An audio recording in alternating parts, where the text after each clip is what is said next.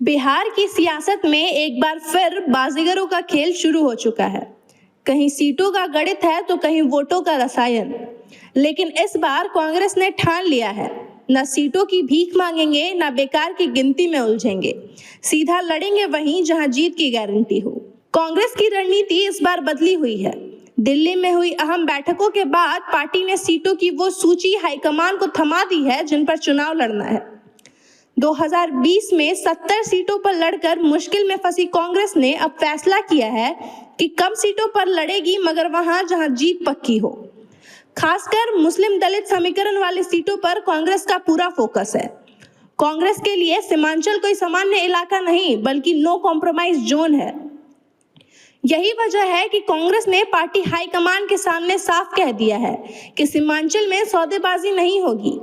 कटिहार, किशनगंज और पूर्णिया, इन तीनों सीटों से ही कांग्रेस के 3 सांसद आते हैं। मुस्लिम बहुल इलाका होने के चलते कांग्रेस को भरोसा है कि यहां से वो अपनी मजबूती साबित कर सकती है। सीमांचल की कुल 26 सीटों में से कांग्रेस ने 16 पर दावा ठोक दिया है और यहां आरजेडी या किसी और साथी की दखलंदाजी उसे मंजूर नहीं।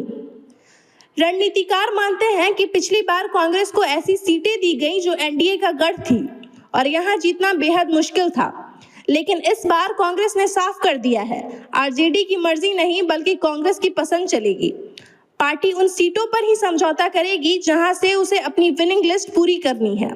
दिलचस्प बात यह है कि कांग्रेस 70 सीटों के बजाय अब 55 से 60 सीटों पर लड़ने को तैयार है, मगर वो सीटें चाहिए जहां पर डीएम यानी दलित और मुस्लिम समीकरण मजबूत हो।